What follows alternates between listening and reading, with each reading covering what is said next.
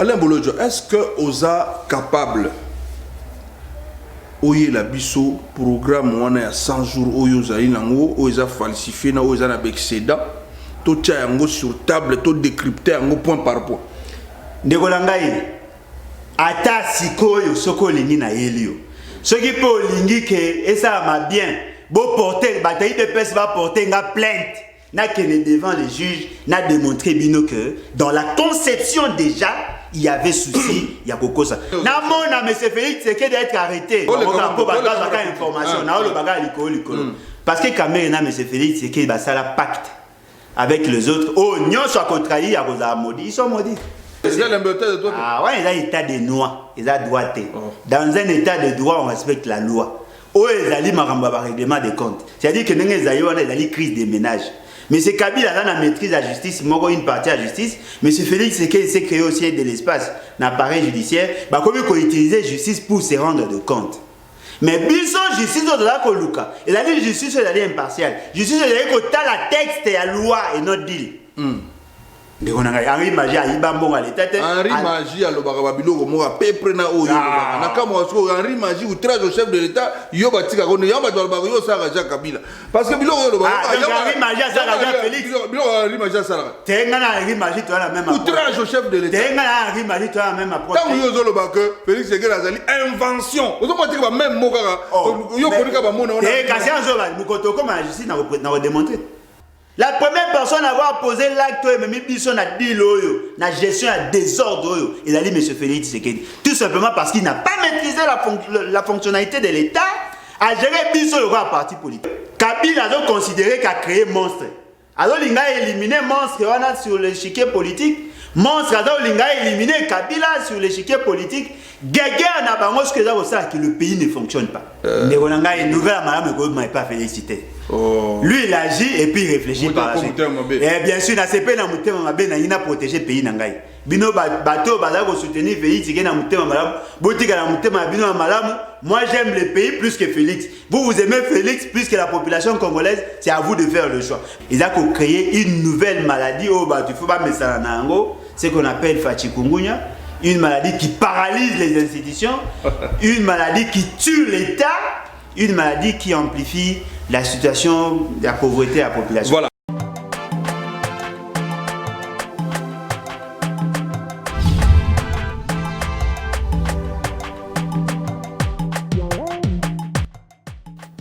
Mesdames, Messieurs, na émission Oyo, bien, on parle de tout, sauf de rien. Quand l'actualité oblige, eh bien, en République démocratique du Congo et ailleurs, pourquoi pas, nous faisons le décryptage, nous faisons les analyses, les commentaires libres avec celui que nous estimons à la hauteur, bien sûr, pour analyser. Ça, c'est selon nous, notre choix a été porté sur M.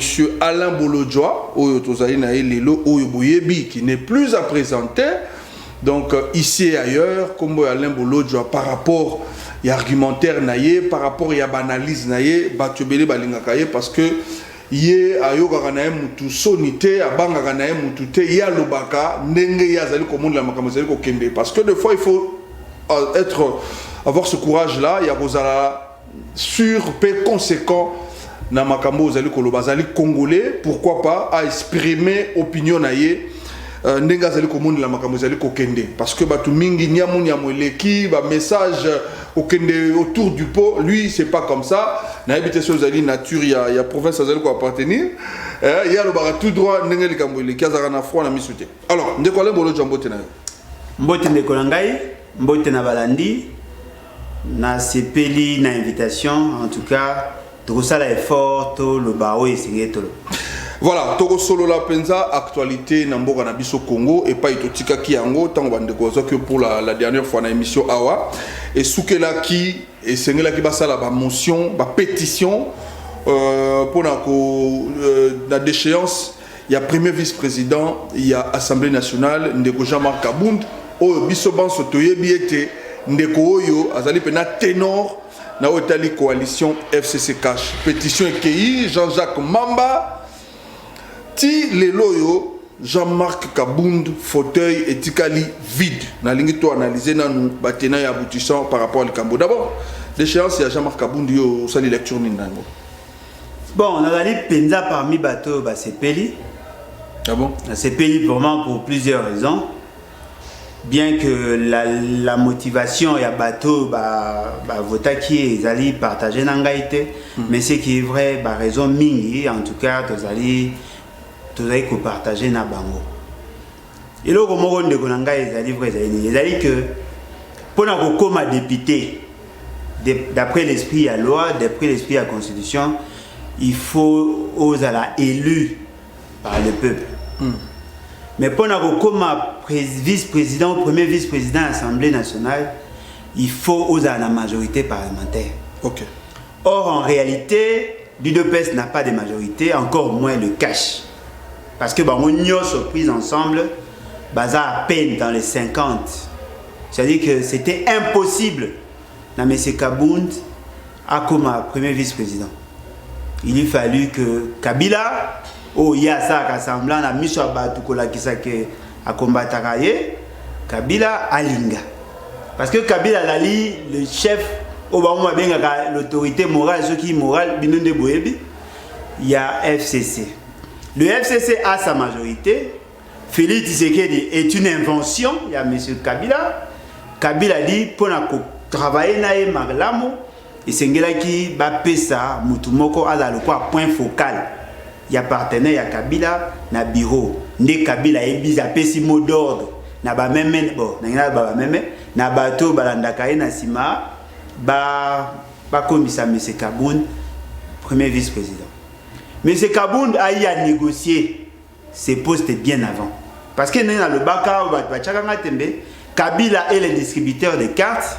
Alors qu'il n'a pas ça, Achia Bapion a eu le corps bagé des dames. Aïe comment jouer, comment manipuler l'opinion à partir à Wana. M. Kabound a négocié. Naba Congo et pas Kulutu Nangai Gonda. Au Bomona qui a mataki na cheval Wana. C'était justement dans ce cadre qu'il a eu à négocier. Kabila a accepté. Et puis Nassima, il faut formaliser. L'UDPS a envoyé le nom. Kabila a dit ok, votez pour la personne. Yango Monaki, il était candidat unique. Alors qu'il y a Moko comme candidat, c'est-à-dire qu'il y a Kikuna par la volonté à Kabila. Et fort malheureusement, M. Kabound, en tant que tout politicien, il y a un groupe parlementaire, il y a un parlementaire debout, c'est-à-dire qu'il y a Bokonjo à Kanyaka. Tant on va sentir qu'il y a plus penché vers Kabila, Bobo Sanate a fait une déclaration, moi, le Moutounion soit à combattre Kabila ou à combattre FCC, à l'Ingi Félix Tshisekedi, à où a pouvoir te. Bon considérer le coup à Bandoki. C'est justement parce qu'à Ebi que le pouvoir n'a pas été détenu par Kabila. Alors qu'est-ce qui s'est passé? Tant on a commis plus proche na Bato à Kabila, a commis qu'on défendre plus Bato à Kabila et c'est créer un front à niveau à parti au notre jeune frère. Moukoko, comme vous avez dit, fils Moukoko, a commis cause ampleur parce que lui, il a gardé la tendance, il y a opposition, a commis cause ampleur dans le niveau. Tant que Kabound a senti qu'il a commis qu'on perd de popularité au niveau de la partie, il commence maintenant à faire des déclarations. Et dans ces déclarations, le Baki n'a Kabila et consort, il nager, nager pour Akata. À partir on a Kabila noté. Abi état pétieux. N'a pas essayé pouvoir, a commis que ça la marque. L'idée à Kabound est qui garder le pouvoir et en même temps garder la popularité. C'est que Kabila n'aime pas. Yango Moni va procédure. Mais ce Mamba a eu initiative et coïncider que l'intention de la majorité parlementaire est qui a refaire par une initiative, to bango de FCC parce que c'est ça qui s'est dit. Mamba a eu initiative. Bango va profiter de cette initiative pour faire partie. Et quand le monsieur a commencé à faire sa déclaration, il a noté et puis sa déclaration à 7 millions, des membres pour récupérer aller Mais à vous entendre dire Alain Bolodjoa, on a comme l'impression Tshisekedi invention de Kabila, nanani nanana, Jama Kabunda négocier qui est pas Gunda. On a comme l'impression que le Ngo soit indirectement que l'élection en Boga n'a pas dans sens tête. L'élection est dans sens sur le plan textuel. Mais dans la réalité, l'élection à Congo est allée justement pour légitimer le pouvoir, la forfaiture en fait. Parce que le Congo est allé vrai. Dans l'esprit de la constituant, tant qu'on va instaurer qui élection comme seul mode de dévolution à pouvoir, l'intention en constituant est que le pouvoir est zone dans la population. Il y a au moins un article 5, il y a comme ça le peuple a la souverain. C'est-à-dire quand on parle de la souveraineté dans ces cas-là, il y a ici que c'est le peuple qui décide en dernier ressort. Pour accéder à la poste, il faut que la population ait. Si ça a deux organes. Organe à Liboso et la CENI qui constate la légitimité à pouvoir au regard de données statistiques.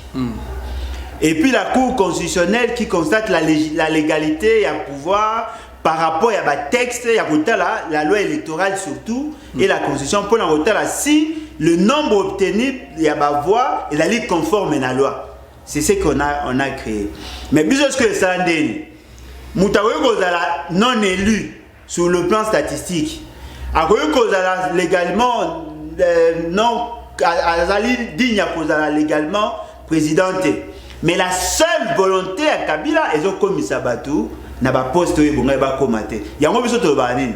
Monsieur Félix Tshisekedi n'a pas députés provinciaux et nationaux ont été kabilocratiquement élus. C'est-à-dire que la volonté à Kabila et se substituer en démocratie au lieu de que la démocratie de comme la kabilocratie alors que la kabilocratie est anticonstitutionnelle. Nana tout nous avant toi avancer parce que bandego mingi balanda Alain Bolojwa bayebi Alain Bolojwa soka zolo bela président Fachi ndengeni aloba na aloba malamu na été ce opposé bela Kabila mikolo aloba pa malamu na été motuna na ngai ezali avant de continuer tozonga pena na conducteur na ngai otika d'abord Kabila bon. Merci pour la question. Pour Nangaï, Nazolo Bango aussi na loba, mais na Kolobango peut-être na bateau bakoza capable. Comme si tu le bandimate au tigre bakoza la ragenaï. Net il peut se côté le bandimate qui fait c'est le président.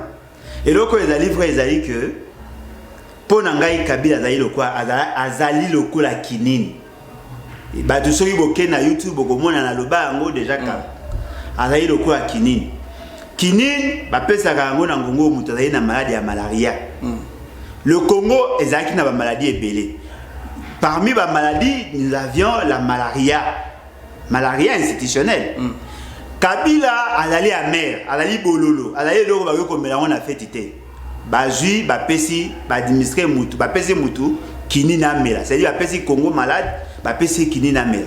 Kini nuana oya meli et soulager. Et si ces maladies n'y ont sauté, mais permettre au moins de se stabiliser, parce que la première maladie, on est aux effets belés, ils ont qui malaria. Le mal maintenant, ce que vous avez la même kinino va faire ça qui est. Badon linga va faire ça sur maladie mususu, ou ils ont malaria.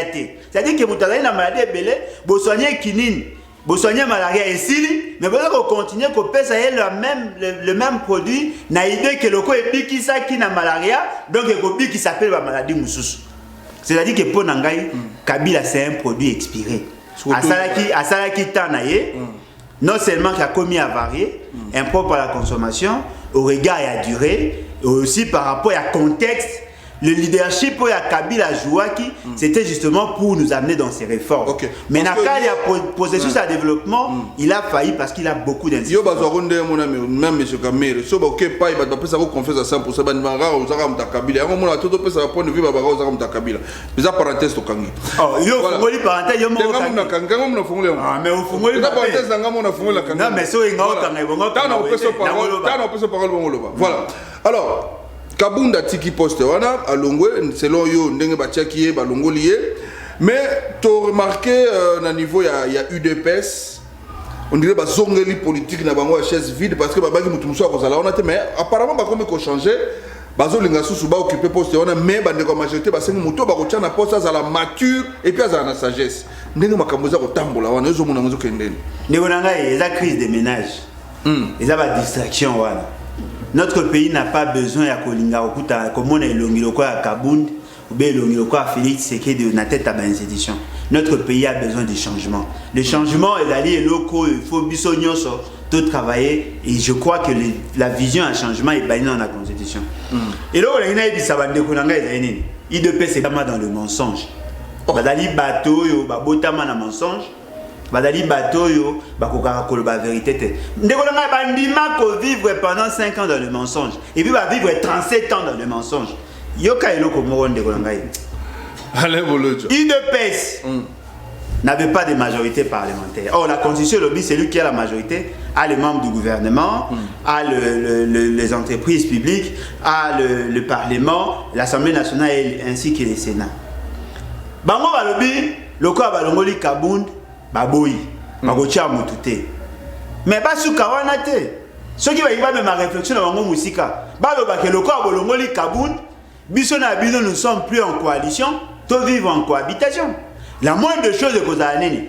Mais c'est Kabila appelle ça 26 postes ministériels. Pas renoncer.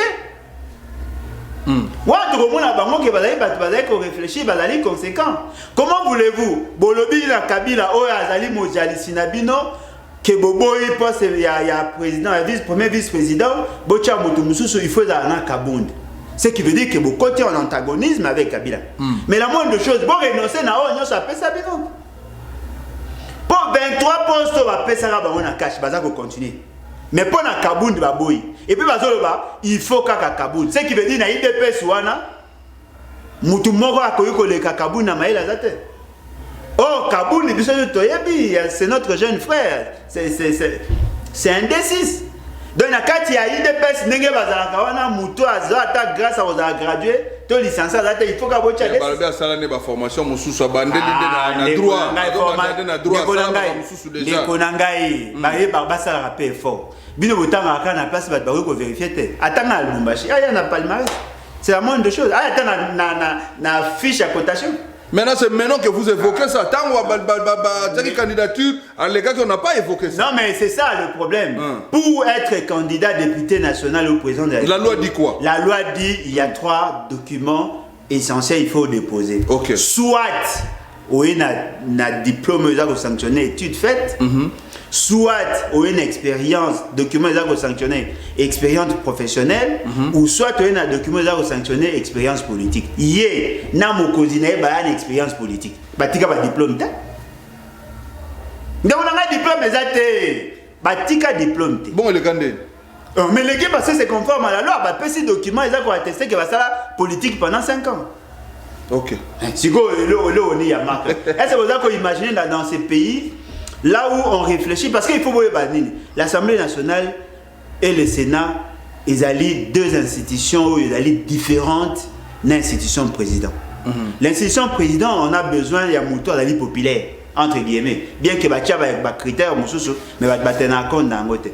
Mais l'Assemblée nationale, ils allient par représentants, c'est-à-dire que les intelligences, il y a une entité, les meilleurs d'entre nous. Les meilleurs entre guillemets. Les meilleurs d'entre nous, mais entre guillemets. On est ce qu'il faut, on réfléchir. On va penser à la charpente institutionnelle. On va penser à la colonne vertébrale, il y a l'État. On va réfléchir sur le concept, sur le comment diriger les pays. Le rôle, il y a député, le rôle, le cas va blague.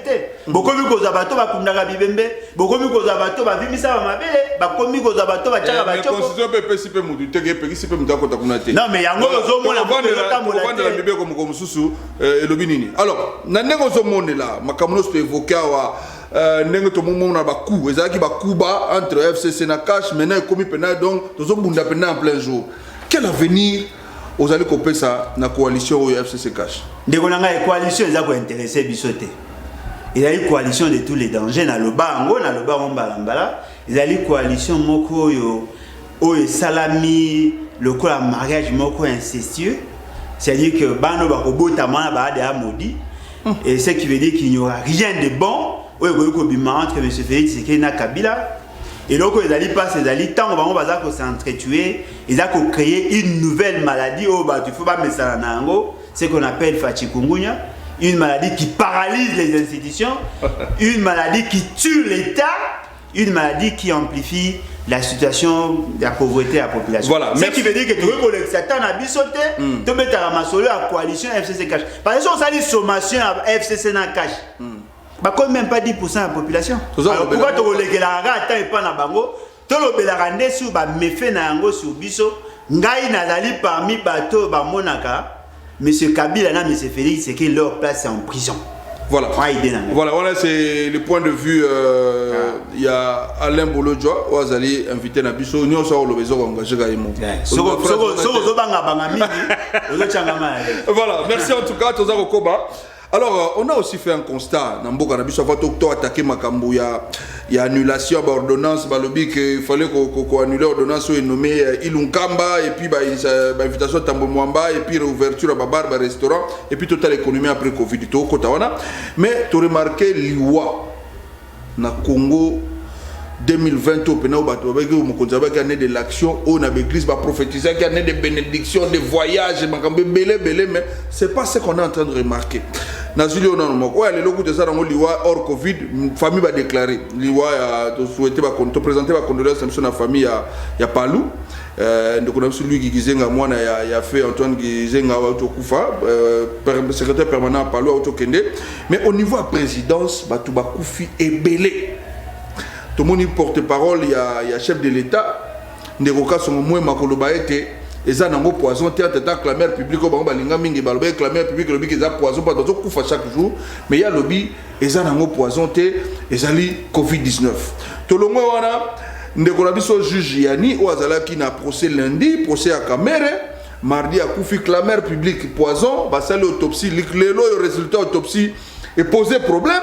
Quand on a même famille, on a poison, on a lobby, on a poison, on a bango, on a poison, on a maloba, on a monoko, et belé belé. Alors, quand on a na Congo, il y a des Congolais. Et c'est le cas de Sengote, point de vue à l'Embolo Jezani. On a présenté d'abord ma condoléance à ma famille, mais on a eu cas moi été Bozako Mona qui bat Bakufika à ceux qui commis la présidence de la République. Est-ce que Bozako Bossana qu'il y a eu plus de 6 millions de morts dans ces pays?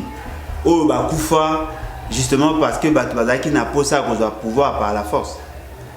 Est-ce que vous avez que Bassi et Bélé Bazako Koufa tant que nous paie sa vie na ban? Est-ce que vous avez que Batumsou Bazako Koufa na pauvreté, na malaria, na choléra, na Ebola, na Covid-19 na bango ba biso? Il y a des gens qui meurent chaque jour. Mais Batou a comme qu'on s'est focalisé plus sur la présidence. Parce que pour la présidence, c'est d'aller place au Bakoufarate. Non, ils sont vulnérables. Conseil n'a pas ça na bateau, il faut prétendre que diriger Bisso. Que la mort n'épargne personne. C'est-à-dire Bisso tout. Tokenara n'a pas ça au Koufa. Au lieu que boire ko intimidara Bisso ba Alain Bolodjoa. Oh toko mayo, toko limusayo, toko sala oboy, toko bomo. Ndeko nanga ina mesana. Na banga biloko alata. Et donc, ils ont livré que Bissonio se trouve à peu mouton à recouvrir mi balé et d'accord mouton hier sur le sécus. Bande konabiso il y a eu des pèses. Oh bah la présidence, bah là kokufa. Nga d'ailleurs comme poser la question. Bino bateau bolobara, les présidents, le commandant suprême, les garants du bon fonctionnement des institutions et consorts. Monsieur Félix Tshisekedi est incapable de sécuriser ses propres agents. Alors sécuriser biso mugoli. Tant que le commandant suprême, il a la maîtrise de l'armée, il a la maîtrise de la police, mais il est incapable de sécuriser ses propres agents. Liwe bandika na bateau va couper sur côté, bateau va couper en avion. Qui connaît la suite à l'enquête? Personne n'en parle. Et c'est-à-dire que il y a eu un avion, des Kolangaï, boîte noire,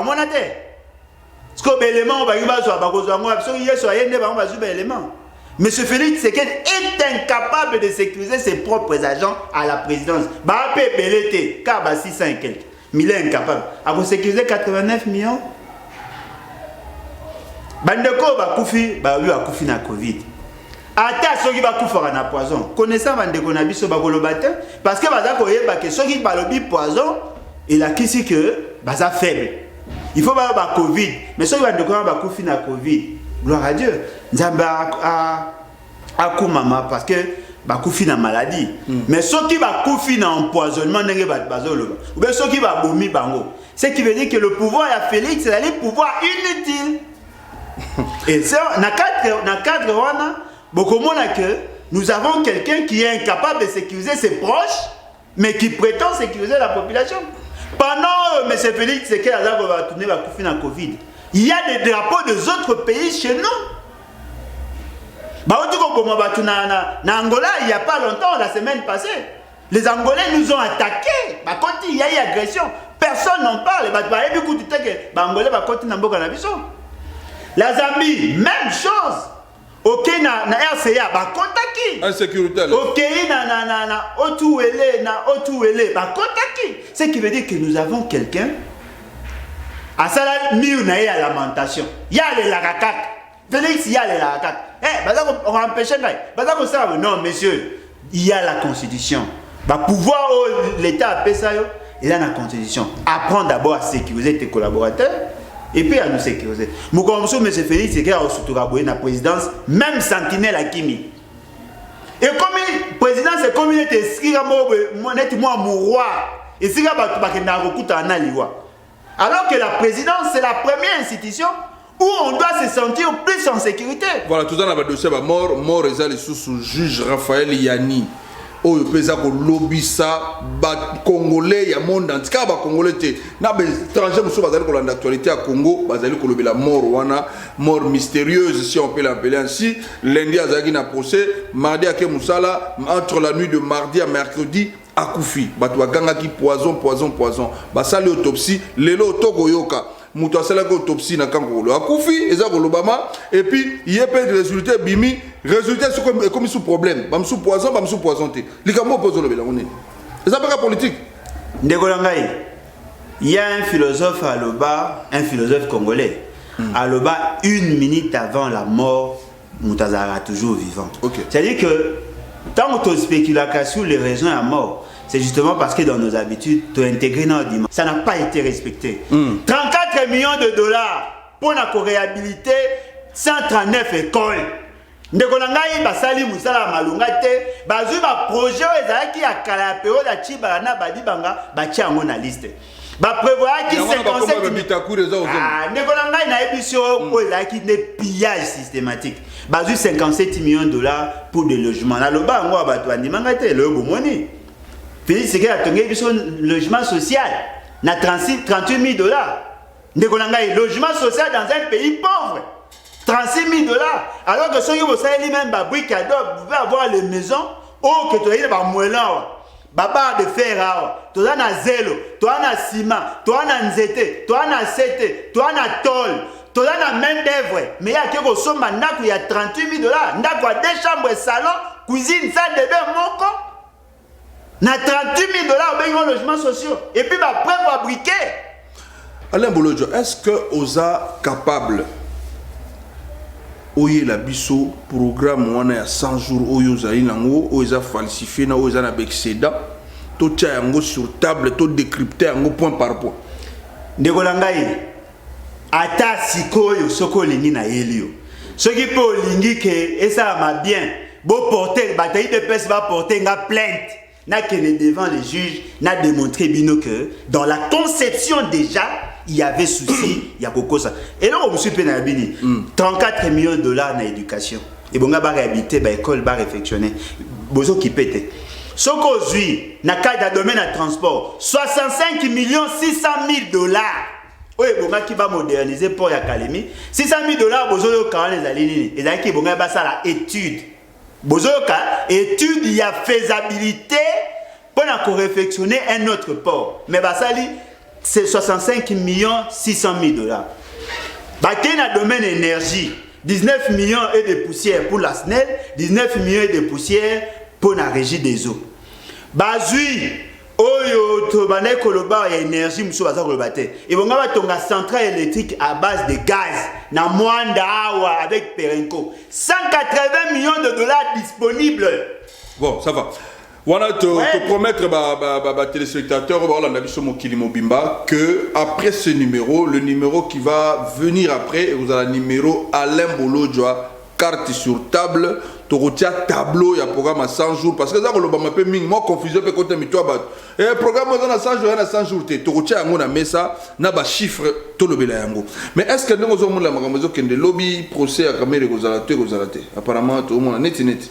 Et Gozala, parce qu'il y a déjà un autre juge président qui a été choisi, qui déjà nommé. Et à Kokota, déjà, lobby à partir à lobby, je crois, va procès verbaux pour s'imprégner dans la vision il y a procès n'est pas mais là vous avez ma le procès ne devait pas être procès à Caméré. Et bon gars a procès il y a République contre M. Félix Tshisekedi. Oh Azali initiateur il y a programme. Mais c'est Caméré Azali kakato banini.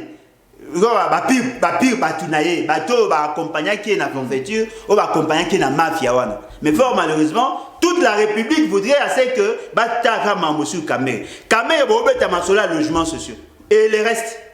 Et puis Caméré bozola ndaye sur 48 millions. Et le reste. Abi procès qui ne mouké ba okota ya so de mouton ba okota pe ya ba. Voilà. Ba kota na bango mais les juges naturels ya monsieur Félix c'est la cour constitutionnelle. OK. Ils sont assis si wana bazwa ka ba élément batika Caméré au frais atika na moto atika na prison wana soki ba si à partir ya ba procès nous temps ba osalisa ba ko établir responsabilité à Félix Tshisekedi. Na mona monsieur Félix Tshisekedi d'être arrêté. Pour ngai na komona début à démocratie. Allez bolojwa. Et là, on est au sala, lelo, batuba kufa na présidence, juge kufa, les Camerounais salama, nios zo qui ne vers caméra, caméra comme il est tout puissant, caméra comme il est omniprésent, il y a au salama comme nios, pas nios centre verrier. Bon, bien que na kolinga koloba makama mité na olo, ko ba ka information, na olo baga likolo. Parce que caméra na monsieur Félix c'est qu'il va sala pacte avec les autres. Oh, nios soit contraire à Rosa maudit, ils sont maudits. Oh. Voilà. Allez bolo jo mikolo yo bazuzi bazui misala. Mikolo moindre likambo zo ki ba ti lukwebo zo ka ba te belé yo ki tambo mwamba deuxième invitation to yo ka ki Jean-Jacques Mamba etc.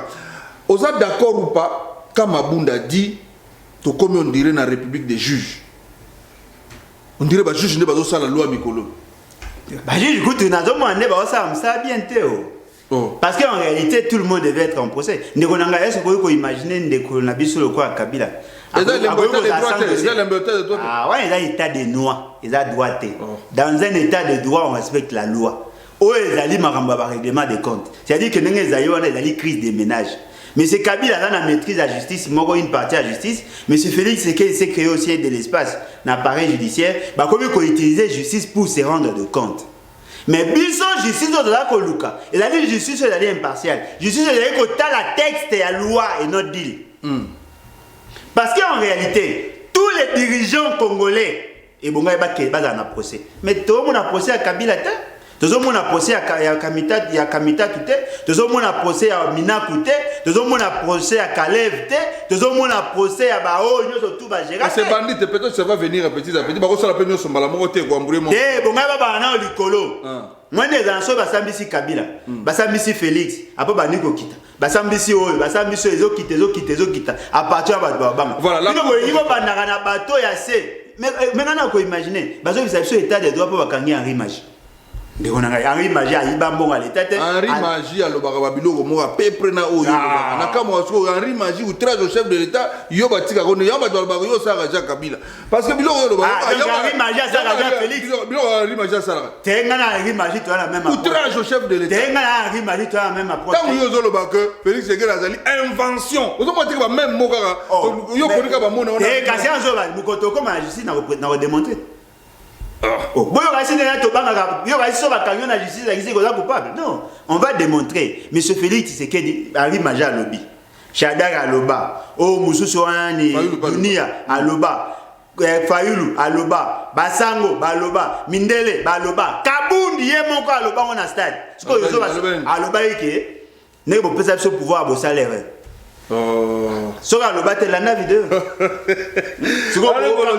Allez, Bolodja, la Cour constitutionnelle saisie par une requête en annulation des ordonnances nommant Sylvestre Lunkamba et son gouvernement. Oui, mais nana salam. Na évité ce qui nana salam. Mais est-ce que ça na minute au fond le blamarambo? Non, mais le problème c'est que les gens ont distribué nos peuples. Pendant ce temps-là, ils se font une santé financière. Tant que vous avez sur l'ordonnance, c'est-à-dire que M. Félix Tshisekedi a pris une mauvaise ordonnance. On veut annuler l'ordonnance, pourquoi? Pour inconstitutionnalité. Si M. Félix Tshisekedi a pris une ordonnance en violation de la Constitution, en principe, on ne doit pas seulement annuler l'ordonnance, on doit aussi les poursuivre pour violation intentionnelle de la Constitution. Ça, c'est la logique qu'il faut m'habituer à moi. Et là, raté pour traiter les symptômes alors que le virus est dans Kati. Celui qui s'attaque à l'ordonnance, il y a Mouto et Signaki, c'est-à-dire il met en cause la capacité ou la compétence, il y a Mouto et Signaki. Botiki, mais c'est Félix, c'est qu'il nous a attaqué acte. Oui, là, symptôme. Comment pas moi raison, tant comme on dirait crise de ménage. Pourquoi? Parce que les Kambalexi, tu as mon baba, au tinde l'invitation, au Fonsa qui, Bijougo, Yawazali, sénatrice, mais à Sénat, il m'excuse. Les Kambalexi ont continué à avoir une invitation. Negonanga est payé la ligne gérée par les deals. Au moment où jury c'est le lot bao tatabana bao c'est-à-dire bao kokasu ko expliquer bino ce qui s'est fait.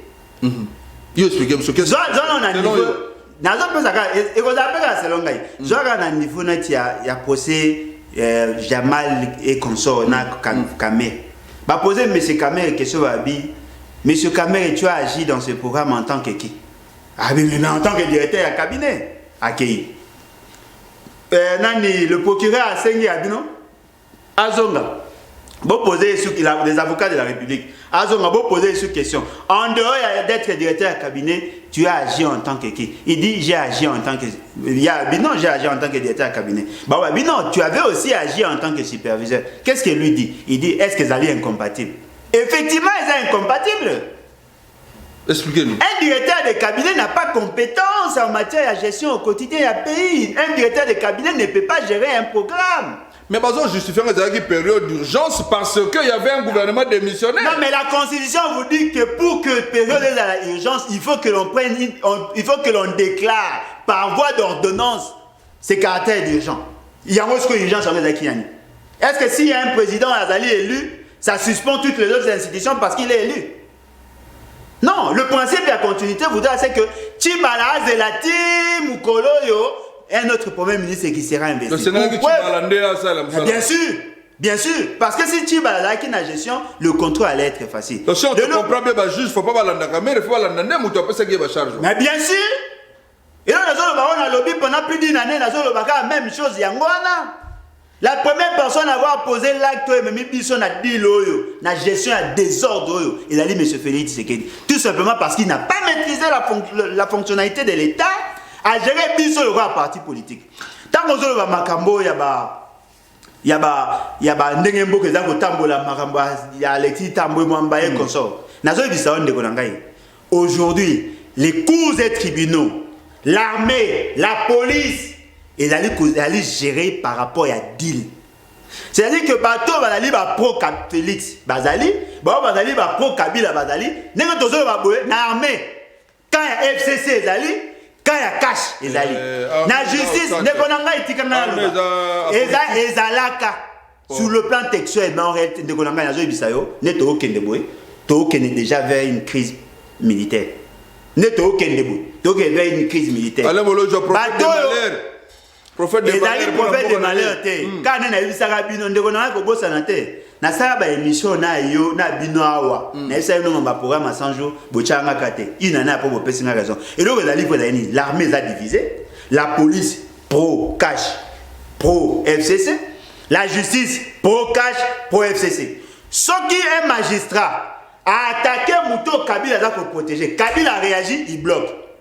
Ce qui va attaquer à Mouta Félix Tshisekedi, le gars M. Félix Tshisekedi est vulnérable, Kabila s'impose, il bloque. Moutinyon so azako attaquer Félix Tshisekedi lelo. So ki ozali forte, oyebi ba droit na ote, o lingo lingate, calamité ba sa série ya arrestation. Mais c'est Kabila pas azako lingane ya anéanti. C'est-à-dire que net ozali lelo boye. Ezali que Kabila a considéré qu'a créé monstre.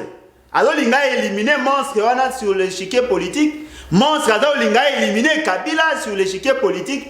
Guerre na bango ce que ça que le pays ne fonctionne pas. Il y a même les juges aujourd'hui, comme la difficulté.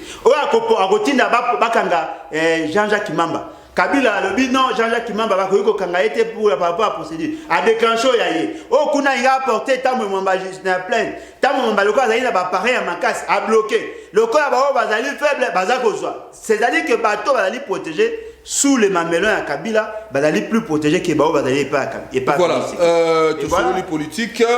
Moi, mouké parce que santé pesa kokota mwanda mona politique le kamwa coronavirus nalinga ki mouké to mekana nukosoana yo parce que état d'urgence ezala qui décrété 1 mois 15 fois 3 yo zo mona état d'urgence to okena motiwa ndeko ngai état d'urgence c'est constitutionnel.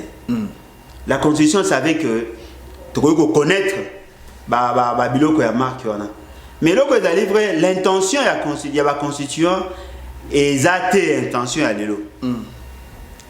Tant que M. Félix Tshisekedi a déclaré qu'il était d'urgence. Déjà, il avait péché par le fait, bon, moi je comprends, M. Félix Tshisekedi taga mutasa il 37 ans na lutte. En dehors de l'institution, peut-être la compréhension en matière de la constitution et le fonctionnement de l'État, ils ont une tendance, mais là, vous allez que le 18 mars, M. Félix Tshisekedi a paralysé les institutions et la République par l'oralité. C'est-à-dire par la seule volonté naïe, par ses propos, à paralyser l'économie, à paralyser l'État. Non, mais c'est Félix Tshisekedi, c'est pas comme ça. La déclaration à état d'urgence s'est faite sur base d'une ordonnance. Parce que le président statue par voie d'ordonnance. A se ressaisi le 24, a vu cette fameuse ordonnance controversée. Expliquer M. Félix Tshisekedi qui avait dit mais M. Félix Tshisekedi ne comprenant pas, soutenu par notre jeune frère Kaboun, a sali makamna marque naye. Après, l'ordonnance devait entrer en vigueur après avis favorable à la Cour constitutionnelle. Mais Yango est déjà en application avant sa signature. Et déjà avant de passer dans la Cour constitutionnelle, et en application. La Cour constitutionnelle, sachant que cette ordonnance a une durée de validité à 30 jours, mais a consommé déjà 2 semaines avant comme la Cour constitutionnelle. Tant que et s'il va proroger 15 jours, va 15 jours, va 15 jours. Le problème, c'est ce que vous avez tous se poser la question. Cette ordonnance se justifie par le fait qu'il y a une maladie. Pour contenir la maladie, il y a besoin d'une ordonnance. Pendant qu'il y a besoin d'une ordonnance, il y a bateau qui est contaminé dans les 100 à 200. Le lot commune à 3316. Plus de 3300 cas. Ce qui veut dire que cette ordonnance est comme se justifier, les lots pour Baka est comme belé. Mais parce qu'il y a autant de Baka qui mouké. Suspendre toutes les activités dans tous les territoires nationaux, même dans des provinces où le coronavirus est quitté. Parce que nous avons 26 provinces, Corona Zaga dans 7 provinces, donc 19 provinces. C'est que on a insisté sur Kwilu, Kawana a sali 3 mois, a Koufagate, Abikakate, Kakaye, Auto Baxé sur Moutumoro, Bakomideka. Et vous paralysez toutes les provinces. Oui, dans le Gambo, vous paralysez, Toyoki peut que avis favorable à Mokonzamboka, à Tikimaka, au niveau gouvernement, Bakwa statuer Kotala, réouverture des restaurants, bars et autres activités. N'est-ce pas une bonne nouvelle? Une nouvelle, madame, ne m'a pas félicité. Lui, il agit et puis il réfléchit par la suite. Et bien sûr, il a protégé le pays.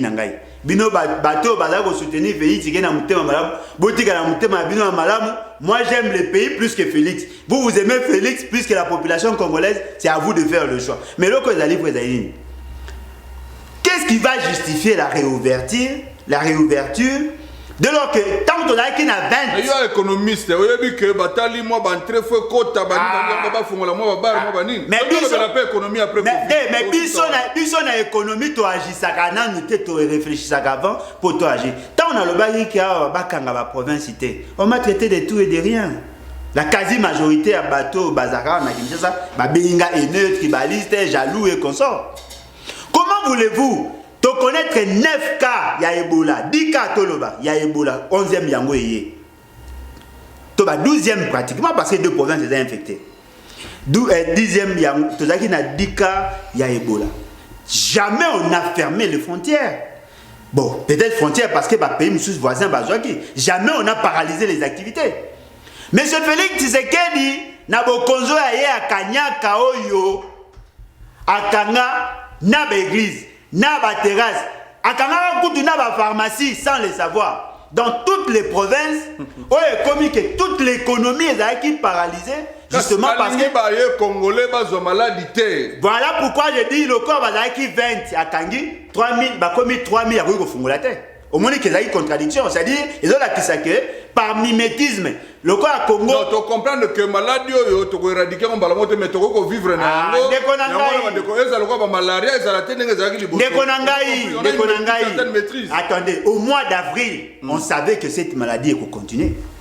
Babaki na no pique to atteindre dans mois de mai et comme dans mois de juin. Ce qui veut dire quoi? Ce qui veut dire que ils n'ont pas pris le soin de réfléchir. Mabe aba konjo ya bino yo ya lelo yo. Ya biso. Ah, ndeko na ngai mabe aba konjo botobenga ba konjo awa. Mabe na bango ils ne réfléchissent pas.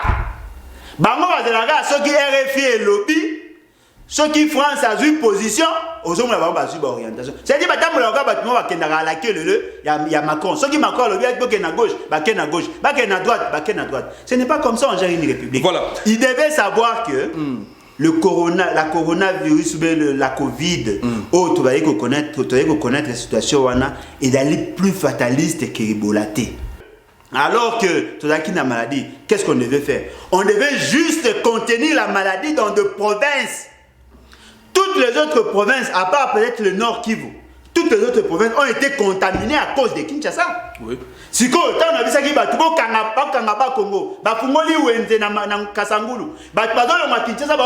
Congo. Attention, Congo sera contaminé. Oh, il y a spécialistes en matière comment le Loba Congo est contaminé. Ok, il y a des provinces qui sont contaminées. À Kanga tout. Ba église bala ko sambela te ba boutique ezali ya ko kanga pa biloko kolia ba boutique ya bilamba et consort à Kangi. Il a paralysé l'économie avec autant de maladies. Entre temps constitution ils ont prévoir que état d'urgence c'est cause un peu partiel. Bien sûr, c'est ce que nous avons dit. Voilà. On a pas contenir qu'à Kinshasa, comme on avait trois communes, ba isoler biso bato angalema. Bato commune à Kinshasa na Gombe ba isoler biso pour ba contenir maladie. Ba boyi. La population a sali confiance. Ba désépargné. Ba mususu ba teki ba TV. Ba mususu ba défi $100 pour na kozongi sa 200. Ba sobi ba provision ba tiena bandako. Ba ngoma ba yeba la muki ba bino ba longola. Malade comme na ba 3000 ba so déconfiné ka Gombe. Te lo ni kanga Gombe. De konangai la ba aventure. Et la aventure na ebisa o que soto sisi makambo. Monsieur Félix Tshisekedi na monsieur Mouye mais bakoza poursuivi pour non assistance à peuple en danger. Ils doivent répondre voilà, ça. on termine avec Alain Bolodjoa en tant qu'économiste, photo lobela pe casquette na openza oyo otangela makasi. En tant qu'économiste, oza komona RDC ndenge nini lobby na sima ya Covid oyo kangi mboka économie ya mboka pendant presque 3 mois et demi. Entreprise ça la terre parce que état d'urgence ezali oza komona RDC ndenge nini après Covid. Ndeko nangai avant Covid RDC zaki mabe. Monsieur Félix Tshisekedi a commettre ba maladresse ebelé. Ce qu'aujourd'hui d'abord sur le plan il y a ba projet. Le budget il y a na rubrique wa bengi budget et investissement. Et en gros il touche à les secteurs productifs. Dans le secteur à l'appui à la production pour essayer que l'économie est produite. Parce que c'est dans l'investissement que l'on trouve les gains ou les bénéfices, ou sinon la productivité, ou sinon la valeur ajoutée pour qu'elle permette qu'un Kitayamboka et mat. Mais ce Félix, c'est lequel arrive à 10%. Il y a mon qui est représenté le budget national à affecter à mon programme prophétique à 100 jours. Une année, il y a la publicité à programme à 100 jours. Une année, il y a un procès pour constater que 100 jours n'a pas été fidèlement exécuté. Pour le secteur productif, le secteur productif net l'agriculture, la pêche, l'élevage. M. Félix Tshisekedi a touché. Tous les fonds qui étaient alloués dans ce secteur et servi M. Félix Tshisekedi, il y a un investissement de prestige. Il n'a pas investi. En 2019, qu'est-ce qu'on a constaté? On a connu une baisse de la productivité. Tout à qui a 5,8%, il y a taux de croissance en 2018, tout comme il a 4,6% en 2019. C'est-à-dire que la productivité a payé et quitté. On était incapable de mobiliser 4,6 milliards. Il y a budget. Alors que le budget d'Aki 4 milliards 600 millions, te connaître le déficit, c'est-à-dire que l'État congolais n'était pas en mesure. Qu'est-ce qui s'est fait? Le corps de l'État qui est en mesure à mobiliser un bon côté. Le corps de M. Félix, c'est qu'il y a un dépassement budgétaire en termes de fonctionnement. Voyage improductif. Oya à Salaki, qu'est-ce qu'on a fait? On a recouru na planche à billets. Basali Mbongo. C'est tout ça là que la planche à billets. Basala Ndekonangai. On peut filmer des choses comme ça. Dans la télévision. Na lobby en gotan dans le baron, je m'assume. Vous pensez que nous n'avons pas des éléments? Recourir na planche à billets, tourner mbongo. Yangonde au monaki que l'argent, la monnaie, il y a une fluctuation en taux d'échange. Parce que la masse monétaire en francs congolais est comme une supérieure à la demande pour couvrir. Et ça, il y a déjà déséquilibre. Donc, comme il y a 2019, on a une capacité de mobiliser le fonds. Mais ce Félix, c'est qu'à 2020, habite comme un budget à 10 milliards 900 millions. Ngana yoto sala budget, na lobara ngo clairement que ça c'était une prophétie, ça va pas se justifier parce que contre jaloux. Jaloux. Si vous avez remarqué que 10 milliards 900 millions, ça ne se justifie pas. Comment voulez-vous, en 2019, vous n'avez pas investi et vous n'avez pas mobilisé 4 milliards 600 millions. En 2020, vous avez 10 milliards 900. Le double et budget, vous avez exécuté. Monsieur Félix, c'est que na budget. Ça, c'était du mensonge. Avec le budget, il y a 10 milliards 900 millions. Le ministre, il y a finance. Avec un plan de trésorerie. C'est lié à la boule. Tout ça, l'émission, c'est le plan de trésorerie. Si on a une mission, on a tout ça qui. Que le plan de trésorerie est un mécanisme d'application et de budget. On était incapable de mobiliser 10 milliards 900 millions. On a mis ce pratiquement dans les 6 milliards. Le long Covid mois de mars. Mois d'avril, mois de mai, tant sous mois de juin, ils allaient paralyser. C'est-à-dire on a 4 mois. Le premier semestre, on n'a pas produit, on n'a pas mobilisé. 2 mois et Tekali et même Biso sur Nakao. Vous pensez que dans 4 mois érotiques à la Licolo, on saura mobiliser 6 milliards. On a déjà bonne année à 2020. La situation va être catastrophique. Qu'est-ce qui s'est fait? Toutes les activités paralysées. Bateau, faut amitié parce que tu as une micro, nano, micro, petite, moyenne entreprise. Okay. Ces entreprises-là seront obligées de licencier. Il faut pas le moulabatamisala parce que tant que les recettes est baissées, il faut pas jouer maintenant sur les charges d'exploitation. Tant que le moula personnel, c'est-à-dire on va créer le chômage.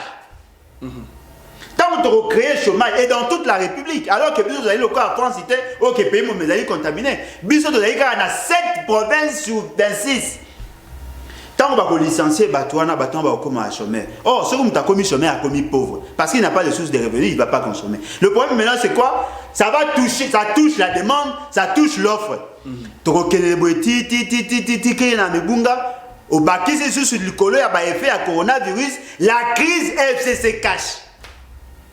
Donc, il y a la corona, il y a Ebola, il y a Fachikungunya, il y a Kabila. 4 maladies dans le même espace. Voilà, merci en tout cas. Là, c'était l'opinion, le point de vue de notre invité Alain Bolodjoa. Nous avons touché un peu tout. C'est ça le rôle de cette émission. Tu nous as topé Sabine l'éclaircissement. Tu as réfléchir. Lobby, tu as appelé Ndekomoko, il y a parce qu'il y a un côté opposition. Il y a opposition. Mais si vous posez une question, vous avez convaincu. Voilà. Bon,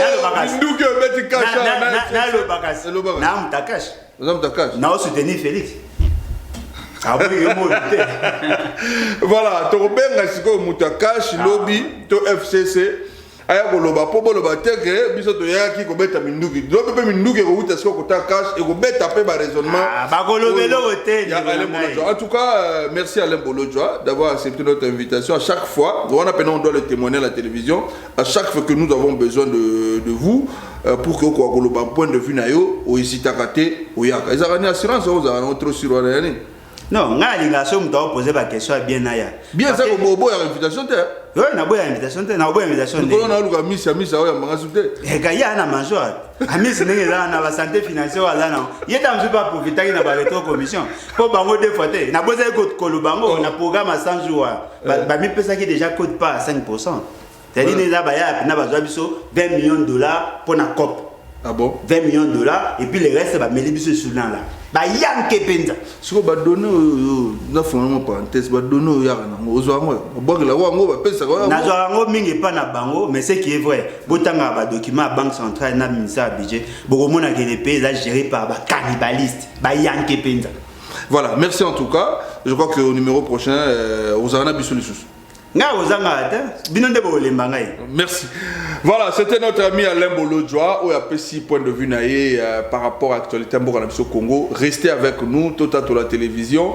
Mokili Mobimba. Alain Bolodjoa, Nengaza Bouyase pour mon rapport à Yogoloba. Moi, je soutiens un ça la rabia, Banderoba, Rolando, Pena Mokili Mobimba. Moi, numéro à contact, Alain personnel, peut-être sur les alliés, ou bien bureau.